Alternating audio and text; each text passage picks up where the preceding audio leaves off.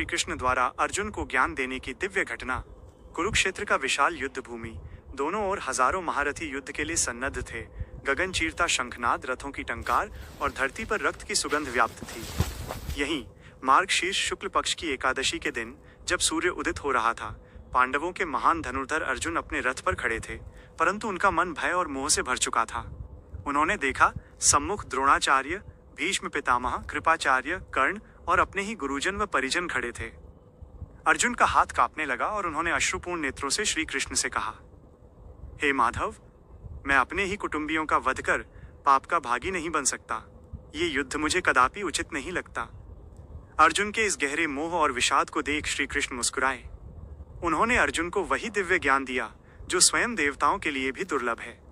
यहीं से श्रीमद् भगवद गीता का आरंभ हुआ, जो वेदों का सार, उपनिषदों की आत्मा और जीवन का अंतिम मार्गदर्शन मानी जाती है।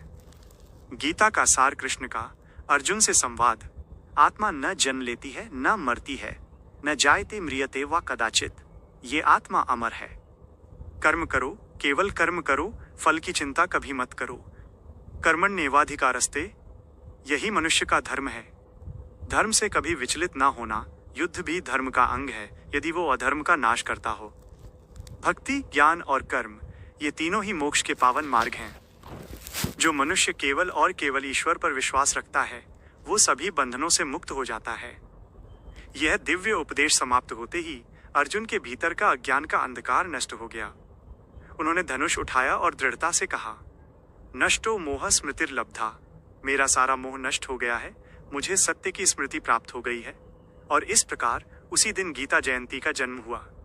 ये दिन हमें स्मरण कराता है कि जब भी जीवन में उलझने छा जाएं, गीता का प्रकाश मनुष्य को धर्म, साहस और सत्य की ओर ले जाकर जीवन को धन्य कर देता है। मोक्षदा एकादशी और गीता जयंती का आध्यात्मिक संगम। इन दोनों पर्वों का एक साथ आना कोई साधारण संयोग नहीं है। मोक्षदा एकादशी हमारे पितरों को मुक्ति देने का दिन है। गीता जयंती हमारी आत्मा को ज्ञान देकर मोक्ष का सीधा मार्ग दिखाती है।